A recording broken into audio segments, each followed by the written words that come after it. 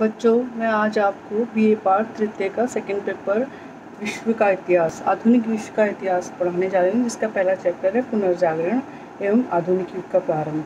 तो सबसे पहले हम ये जानेंगे कि पुनर्जागरण क्या है, यूरोप में पुनर्जागरण की शुरुआत कैसे हुई, इसके क्या कारण थे। इस अध्याय में ये सब अपन करेंगे और किन किन लोगों ने इनका योगदान दिया इसमें, ये सब आज हम जानेंगे। तो सबसे पहले अपन जानेंगे पुनर्जागरण का अर्थ क्या है। तो इसमें कहा गया है कि वस्तुतः मध्यकाल और आधुनिक काल के मध्य जो सेतु मतलब पुल को पुनर्जागरण कहा गया है। पुनर्जागरण को क्या कहा है?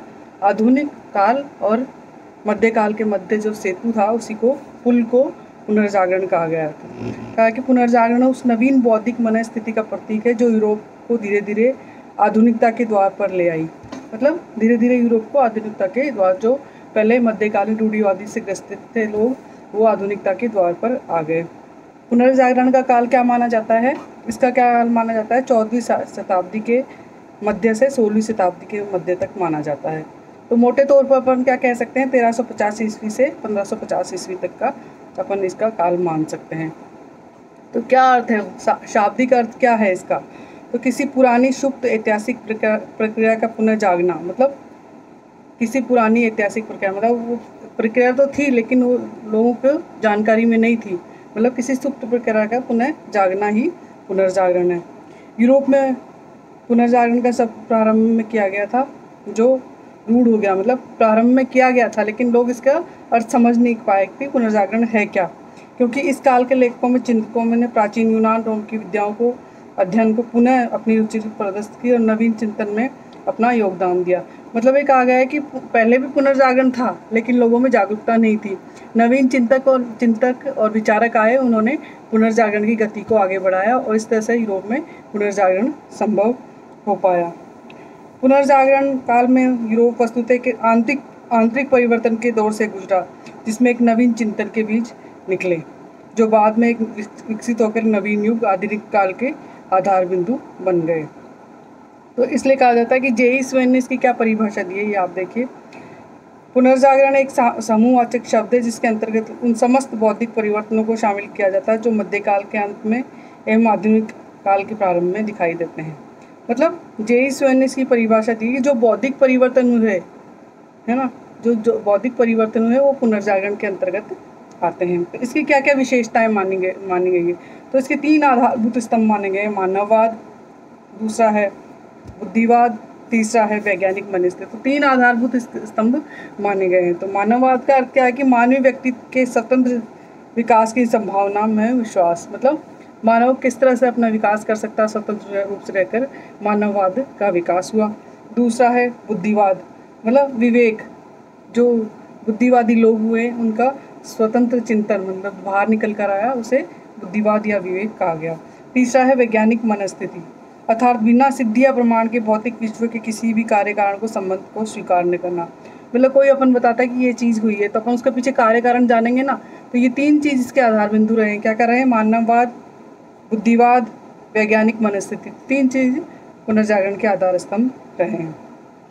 तो इसके पीछे क्या कारण रहे हैं? तो इसके पीछे कई कारण बताएंगे कि पुनर्जागरण के क्या कारण रहे हैं। तो पुनर्जागरण का पहला कारण तो मानववाद ही माना गया है। मानववादी माना गया क्योंकि मानव का विकास किस तरह से स्वतंत्र रूप से विकसित हो सकता है उसका चिंतन किया गया इसमें। तो सबसे पहला कारण मानववादी। तो इसके कौन थे? पेट्रार्क इसके मानववाद के प्रणेता थे। इसका जन्म किससे हुआ? पेट्रार्क ने मानववाद शब्द का प्रणेता माना गया है। पुनर्जागरण एक मुख्य विशेषक तत्व क्या माना गया है? मानववाद। मानववाद मध्यकाल की धर्म केंद्रित परलोकवादी मनस्थिति, जो व्यक्ति अपने प्रत्यक्ष वास्तविक जीवन के प्रति उदासीन रहकर कर रहा था, प्रति मानव का एक स्वाभाविक, मतलब कहा गया है कि मध्यकाल में जो पोप और चर्च के बंधनों से जकड़े हुए थे लोग, अपने प्रति उदासीनता थी, वो निखर कर सामने आई। मानव अपने तरफ ध्यान देने लगा कि मानव में ने व्यक्ति की जीजी और को जागृत किया, उसके कर्मों एवं चिंतन को वर्तमान जीवन के लौकिक भौतिक उत्कर्ष केंद्र पर, मतलब भौतिक जीवन में मानव कैसे सुखी रह सकता है, ये सब मानववाद द्वारा बताया गया है। पुनर्जागरण युग में मानववादियों ने प्राचीन यूनान और रोम की क्लासिक संस्कृति में व्याप्त जीवन के प्रति सकारात्मक अभिरुचि के दृष्टिकोण से प्रेरणा ग्रहण की। इटली के फ्रांसिस्को पेट्रार्क 1360 से 1377 को मानववाद का प्रणेता माना जाता है। उसने अपने साहित्यिक कृत्यों में पहली बार धार्मिक विषयों के स्थान पर प्रकृति के नैसर्गिक सौंदर्य और मनुष्य के लौकिक प्रेम की गहरी अनुभूतियों का चित्रण किया है। तो पेट्रार्क इसका जन्मदाता माना जाता है। बुद्धिवाद दूसरा है। मध्यकाल में धर्म का ऐसा आतंक था कि चर्च और पादरियों के प्रति लोगों को अटूट श्रद्धा रखनी पड़ती थी। मतलब लोगों का इतना आतंक था कि केवल धर्म और चर्च की बात माननी पड़ती थी, पोप की बात माननी पड़ती थी। तो उनके द्वारा प्रतिपादित जीवन शैली को अपनाना पड़ता था, भले ही वह जीवन को शुष्क निरक्षण बना दे। पुनर्जागरण में अनेक विचारकों ने श्रद्धा और विश्वास को विमूढ़कारी प्रवृत्तियों का विरोध किया और यह विचार प्रस्तुत किया कि किसी भी बात को स्वीकार करने से पहले मनुष्य को अपनी बुद्धि या विवेक के प्रयोग से उसका परीक्षण कर लेना चाहिए। और बुद्धिवाद के प्रवर्तक किसको माना? थॉमस एक्विनास को बुद्धिवाद के प्रवर्तक माना जाता है और रोजर बेकन भी इसी श्रेणी में आते हैं। तीसरा है वैज्ञानिक मनस्थिति। तो मानववादी एवं बुद्धिवादी चेतना ने पुनर्जागरण युग में वैज्ञानिक मनस्थिति के आविर्भाव में योगदान दिया। वैज्ञानिक मनस्थिति का क्या अर्थ है? भौतिक विश्व जिसमें मनुष्य का शरीर भी शामिल है कि किसी भी नियम को प्रेक्षण प्रयोग से सिद्ध होने पर सत्य स्वीकार करना, मतलब किसी भी चीज़ की सत्यता उसके प्रयोग द्वारा, उसके प्रेक्षण द्वारा ही स्वीकार करना, चाहे वह अपना शरीर ही क्यों ना। तो वैज्ञानिक चेतना के प्रवर्तन में फ्रांसिस बेकन थे और वैज्ञानिक चेतना विकास के कारण पुनर्जागरण में विज्ञान के क्षेत्र में उल्लेखनीय प्रगति हुई। फिर आधारभूत आर्थिक परिवर्तन। तो पुनर्जागरण काल में क्या हुआ? आधारभूत आर्थिक। सबसे पहला है सामंतवाद का पतन। सामंतवाद के पतन होने से कृषक स्वतंत्र होने लगे और वो स्वतंत्र रूप से अपनी कृषि करने लगे, जिससे पुनर्जागरण का आविर्भाव हुआ। मध्यकालीन यूरोप का आर्थिक जीवन सामंत मैनर प्रणाली के अंतर्गत कृषि के सामान्य उत्पादन पर आधारित था, जिससे क्षेत्रीय आवश्यकताओं की लगभग सभी वस्तुओं की पूर्ति हो जाती थी, परंतु वस्तु विनिमय का प्रचलन था एवं व्यापार बहुत कम था। पुनर्जागरण काल में इस स्थिति में एक आधारभूत परिवर्तन हुआ। यूरोप में व्यापारिक समृद्धि, उद्योग धंधों के विकास और मुद्राओं के प्रचलन में सामंती अर्थव्यवस्था दास प्रथा की जड़ें हिला दी। मतलब यहाँ सामंती अर्थव्यवस्था समाप्त हो गई, जिससे व्यापार बढ़ने लगा, सामंती अर्थव्यवस्था समाप्त होने लगी और लोग बंदी गृहों से बाहर निकल खुली हवा में सांस लेने लगे। सामंतों के अधीन से लोग मुक्त हो गए। फिर है आधारभूत सामाजिक परिवर्तन। कस्बों एवं नगरों का उदय। यूरोप में व्यापारिक एवं वाणिज्यिक प्रगति के कारण बड़े कस्बों और नगरों का उदय हुआ, जो सामाजिक जीवन के नवीन केंद्र बन गए थे। अब सामाजिक हलचल का केंद्र मैनर कृषि प्रणाली या सामंत का किला भी सबका मेल नहीं रहा, बल्कि पुनर्जागरण काल में नए नगरों का उदय हुआ। नगरों में पुनर्जागरण युग के लेखकों कलाकारों को संरक्षण प्रदान किया गया। तो ये सामाजिक परिवर्तन हुए, क्योंकि पहले बिशप के महल ही हुआ करते थे, मैनर के किला हुआ करता था, तो यही मेन माने गए हैं। आधारभूत राजनीतिक परिवर्तन। तो बड़े राज्यों का उदय हुआ। पुनर्जागरण में नवीन आर्थिक एवं सामाजिक परिवर्तनों के कारण विशद एवं कुशल प्रशासन तंत्र पर आधारित था। बड़े राज्यों का उदय हुआ। पहले राज्य सीमित थे तथा सामंत प्रथा एवं दास प्रथा का अवलंबित पुनर्जागरण युग में राजत्व की नवीन अवधारणा का विकास हुआ। मतलब इसमें कहा है कि आधारभूत राजनीतिक बड़े राज्यों का उदय हुआ। पुनर्जागरण में नवीन आर्थिक एवं सामाजिक परिवर्तन, विशद एवं कुशल प्रशासन तंत्र का उदय, मतलब प्रशासन तंत्र पर आधारित कुशल बड़े राज्यों का उदय हुआ। पहले राज्य सीमित थे, सामंत और दास प्रथा पर ही आधारित थे। अब वो दास प्रथा से निकलकर नए राज्यों का उदय हुआ, जिसमें प्रशासन कुशल हुआ करता था और नवीन अवधारणाओं का विकास हुआ। नेक्स्ट है आधारभूत सांस्कृतिक परिवर्तन। तो मानववादी कला एवं साहित्य। पुनर्जागरण युग अपूर्व सांस्कृतिक हलचल का युग था। इस काल की सांस्कृतिक गतिविधियों में पुनर्जागरण की आंतरिक भावना को बड़ा सशक्त एवं प्रभावशाली प्रस्तुतिकरण हुआ। कला एवं साहित्य के मध्य शैलियों में आधारभूत परिवर्तन हो गए। मानववाद की भावना से उत्प्रोत साहित्य एवं कलात्मक कृतियों का विपुल सर्जन हुआ, जिसमें जीवन के सहज नैसर्गिक सौंदर्य उल्लास की अभिव्यक्ति हुई। तो ये आधारभूत कारण माने जाते हैं।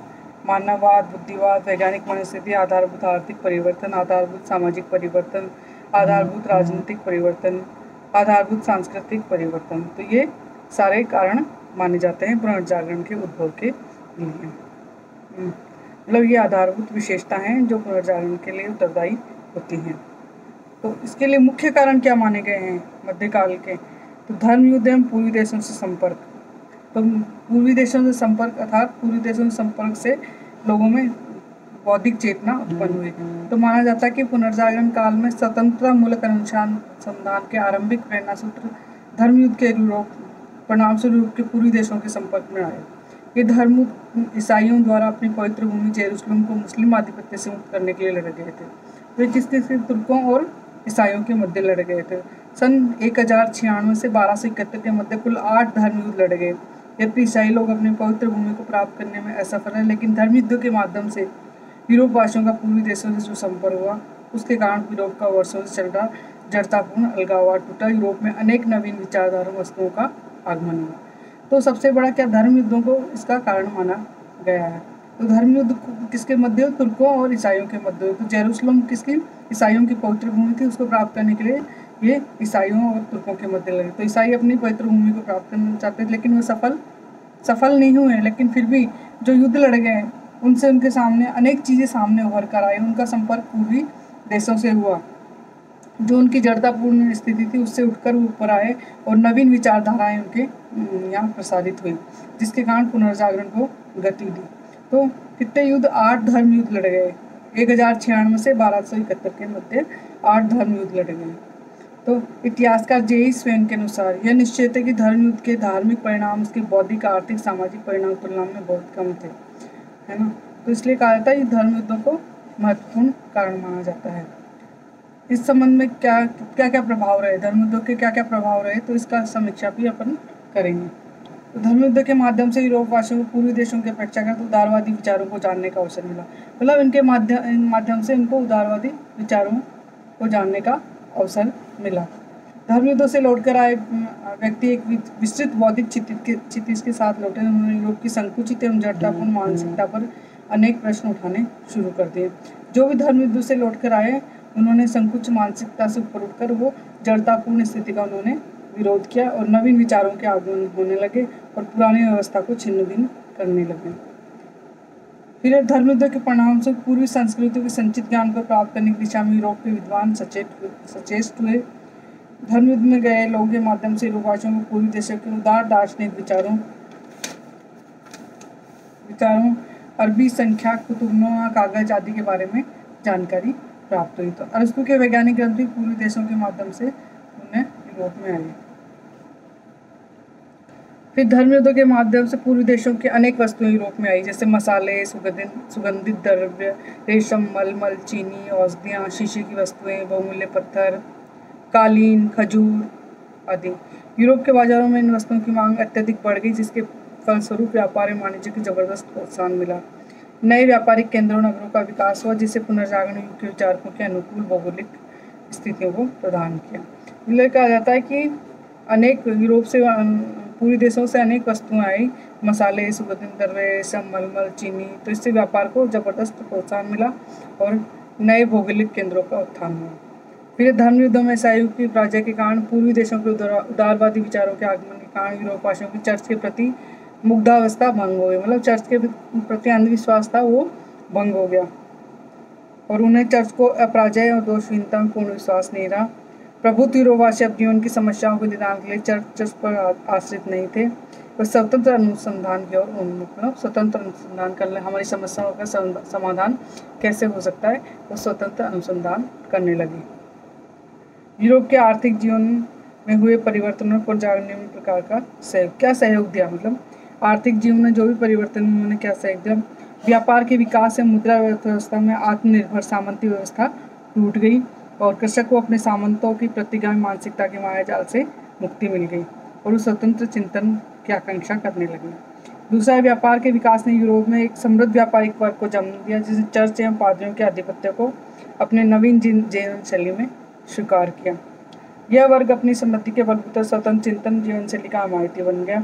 इस प्रबुद्ध वर्ग के लोगों ने पुनर्जागरण के लेखकों, कलाकारों को आर्थिक एवं नैतिक प्रोत्साहन, मतलब एक समृद्ध व्यापारिक वर्ग का उदय हुआ। क्या हुआ?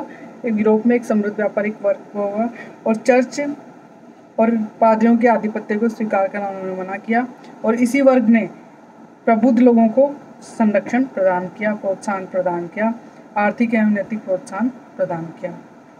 यूरोप की वाणिज्यवादी गतिविधियों, मुद्रा अर्थतंत्र की सफलताओं ने नए नगरों जैसे वेनिस, जिनोवा, फ्लोरेंस, मिलान आदि को विकसित किया।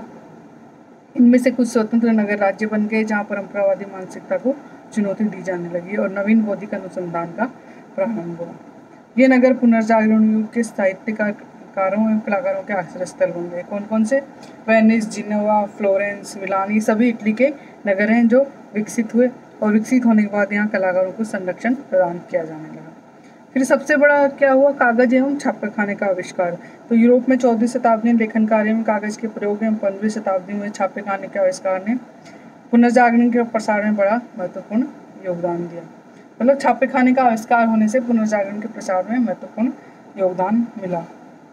और यूरोप में मध्यकाल में पुस्तकें धर्म पत्रों पर लिखी जाती थी, लेकिन 14वीं शताब्दी से यूरोप में लेखन कार्य कागज का प्रयोग किया जाने लगा, जो अपेक्षाकृत अधिक सस्ता और लोकप्रिय माध्यम था।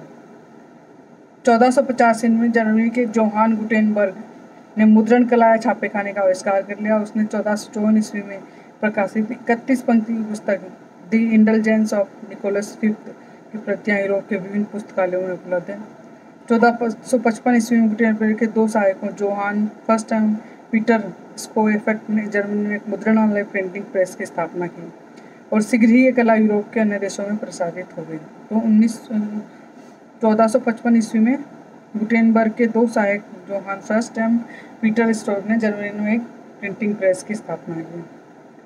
छापेखाने का आविष्कार ज्ञान के प्रसार की दृष्टि से क्रांतिकारी कदम था। इससे पहले पांडुलिपियां होती जो हस्तलिखित होती थी, जिसे बहुत ही कम व्यक्ति पढ़ पाते थे और चर्च के नियंत्रण में रहती थी। तो इससे छापेखाने के आविष्कार ने पुनर्जागरण में महत्वपूर्ण योगदान दिया और मानवतावादी विचार लेखकों के विचार प्रकाशित पुस्तकों पूरे विश्व में प्रसारित हो गए। जो लेखक विचारक थे उनके विचार शीघ्र ही प्रसारित होने लगे। फिर कुस्तुनतुनिया पर तुर्कों का अधिकार। तो वर्तमान इस्तांबुल पूर्वी रोमन साम्राज्य जो बाइजेंटाइन साम्राज्य के नाम से जाना जाता है की राजधानी थी। इस नगर में अनेक पुस्तकालय थे एवं नगर क्लासिकी अन्य विद्याओं के अध्ययन का एक महत्वपूर्ण केंद्र था। तो 1453 ईस्वी में ओटोमन तुर्कों ने कुस्तुनतुनिया पर अधिकार कर लिया और इस घटना को पुनर्जागरण की प्रक्रिया को गति देने की दृष्टि से एक महत्वपूर्ण ऐतिहासिक मोड़ माना जाता है। और इस कारण कुस्तुनतुनिया पर अधिकार करने के बाद ओटोमन तुर्कों ने नगर को लूटना खसोटना प्रारंभ किया, जिससे आतंकित होकर वहाँ बसे अनेक यूनानी विद्वान क्लासिकी साहित्य ग्रंथों के साथ इटली और यूरोप के देशों में पलायन कर दिए और इन विद्वानों ने प्राचीन यूनान रोम के क्लासिक साहित्य के अध्ययन से यूरोपवासियों को अभिरुचि जागृत करने में महत्वपूर्ण मानवीय केंद्र का काम किया। तो पुनर्जागरण की प्रक्रिया जो यूरोप से पहले चली थी, इस घटना के बाद तेज हो गई। किसके बाद? कुस्तुनतुनिया पर तुर्कों का अधिकार होने के बाद। पुनर्जागरण के इतिहास में कुस्तुनतुनिया पर तुर्कों के अधिकार की घटना क्रांतिकारी महत्व की घटना मानी जाती है और यह स्वीकार किया जाता है। इस बात के पर्याप्त प्रमाण उपलब्ध। 1453 ईस्वी के पूर्व इटली यूरोप के अनेक देशों में क्लासिक साहित्य के अध्ययन की वैचारिक लहर हो चुकी थी एवं कुस्तुनतुनिया में यूनानी और विद्वान इकट्ठा होना शुरू हो गए थे। कुस्तुनतुनिया पर तुर्कों का अधिकार एक अन्य दृष्टि से और महत्वपूर्ण सिद्ध है। किस दृष्टि से? कुस्तुनतुनिया यूरोप एवं पूर्वी देशों में मध्य होने वाले स्थल व्यापार का एक मुख्य मध्यस्थ केंद्र था, जो तुर्कों की लूट खसोट की नीति कारण असुरक्षित हो गया था।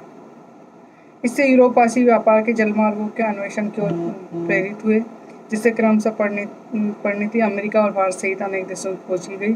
इन खोजों से यूरोपवासियों का नवीन देशों से नवीन विचारों से संपर्क हुआ। फिर नेक्स्ट है पूर्वी एवं पश्चिम के संपर्क का केंद्र मंगोल साम्राज्य। तो 13वीं शताब्दी में चंगेज खान के पुत्र कुबलई खान 1216 से 1294 ईस्वी में एक विशाल साम्राज्य मंगोल साम्राज्य की स्थापना की, जिसके अंदर रूस एवं चीन सहित एशिया के सबसे बड़ा क्षेत्र जापानी एवं पीत समुद्र से लेकर पोलैंड, हंगरी सीमावर्ती प्रदेश भी सम्मिलित थे। मतलब कितना बड़ा मंगोल साम्राज्य, कितना बड़ा। चीन, रूस, मध्य एशिया के कई राष्ट्र, जापान आदि इसमें मंगोल साम्राज्य में शामिल थे। Poland, Hungary. इस विशाल साम्राज्य के अंतर्गत ईसाई, बौद्ध, इस्लाम अन्य अनेक धर्मों के अनुयायी रहते थे। मंगोल साम्राज्य का दरबार एशिया और यूरोप की मिलन स्थली बन गया। यहाँ पूर्वी एवं पश्चिमी देशों के मध्य महत्वपूर्ण वैचारिक और सांस्कृतिक आदान प्रदान हुआ और यूरोप की जड़ता तंत्रा टूटी। पूर्वी देशों को उदारवादी विचारों तरंगों ने उद्वेलित किया। यूरोपवासी अपनी जड़ों की तलाश में प्राचीन यूनान एवं रोम की क्लासिक संस्कृतियों की ओर उन्मुख हुए। धीरे धीरे पुनर्जागरण की नवीन चेतना का प्रसार होने लगा। वेनिस का प्रसिद्ध यात्री मार्को पोलो भी कुबलाई खान के दरबार में 1275 ईस्वी में पहुंचा और एवं 1292 ईस्वी तक रहा। वहाँ के अनुभवों पर आधारित उसका यात्रा वृत्तांत यूरोपवासियों के अनेक महत्वपूर्ण सूचनाओं से ओतप्रोत है। उल्लेखनीय है कि मंगोल साम्राज्य के माध्यम से यूरोपवासियों को कुतुबनुमा बारूद कागज की जानकारी प्राप्त हुई थी। फिर है स्कॉलिस्टिक विचारधारा एवं तर्क बुद्धिवाद। तो मध्यकालीन यूरोप का एक साहसिक सांस्कृतिक प्रयोग था स्कॉलिस्टिक विचारधारा या स्कॉलिस्टिज्म। इस दर्शन के अंतर्गत ईसाई धर्म के सिद्धांतों को समझने के लिए श्रद्धा के स्थान पर तर्क बुद्धि अथवा तार्किक चिंतन के महत्व को उद्घाटित करने का मतलब कहा गया। स्कॉलिस्टिक विचारधारा का मतलब कि किसी भी इस दर्शन के ईसाई धर्म के सिद्धांतों को समझने के लिए श्रद्धा के स्थान पर तर्क बुद्धि और तार्किक चिंतन को महत्व दिया। तर्क के आधार पर हम ईसाई धर्म को स्वीकार कर सकते हैं। इसके लिए अरस्तु की तर्कशास्त्र को आधार बनाया गया। उसके आधार पर संत ऑगस्टीन के धर्मशास्त्रों को आख्यायित करने का प्रयास किया गया। इस तरह से ये कारण क्या क्या मुख्य कारण रहे हैं, बताइए आप क्या क्या मुख्य कारण रहे हैं। धर्मयुद्ध एवं पूर्वी देशों से संपर्क है। फिर है कागज एवं छापेखाने का आविष्कार, कुस्तुनतुनिया पर तुर्कों का अधिकार, पूर्व पश्चिम के संपर्क का केंद्र मंगोल साम्राज्य, स्कॉलिस्टिक विचारधारा, तर्क बुद्धिवाद। तो ये मुख्य कारण रहे हैं पुनर्जागरण के, जो कि आज हमने जिसका अध्ययन किया। तो ये आप PDF रूप में भी देख सकते हैं।